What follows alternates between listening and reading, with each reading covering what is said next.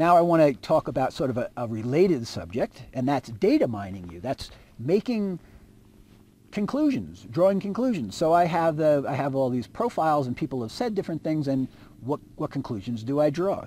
So the slide that you see here is from a dating site called OkCupid. You probably have all heard of that.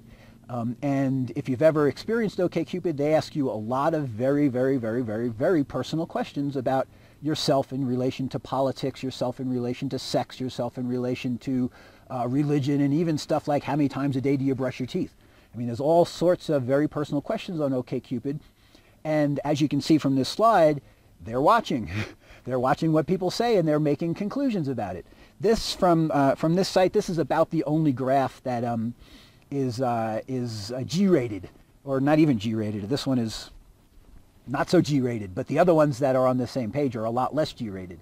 So you get the idea that this is an example of people watching what you type into the web and making a lot of assumptions about it, and doing this thing called data mining, which is bringing together information from lots of sources and trying to draw larger conclusions from it. So you're being data mined all the time. People are trying to figure things out, and maybe they're figuring it out for benign reasons like research reasons. This is kind of how OkCupid presents itself as a research organization. Maybe they're trying to data mine to market to you. Maybe they're trying to data mine to figure out how to market in general. The real question and the kind of the debate point in all of this is it tied back to you personally? Is it tied back to you particularly, or is it kept anonymous? And what you'll hear, oh, hold on a second, about to sneeze. Went away. What you'll hear is, what you'll hear is that we keep it all anonymous and we never tie it back to you. What I want you to know is that's a matter of trust, because certainly it could be tied back to you. So let me give you this example, tying together something I said before. You go on OkCupid and you say, oh, I'm not going to use my real identity, I'm going to use my fake identity. But do you put a fake picture up there? Do you put a picture of somebody else up there? No, because the whole point of OkCupid is for people to see who you are, and so they meet you, whether they like you or whatever.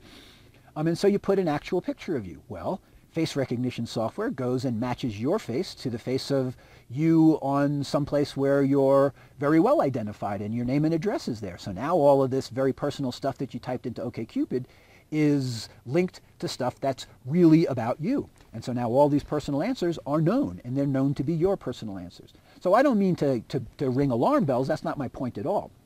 My point is that you are aggregatable, and so you should understand that.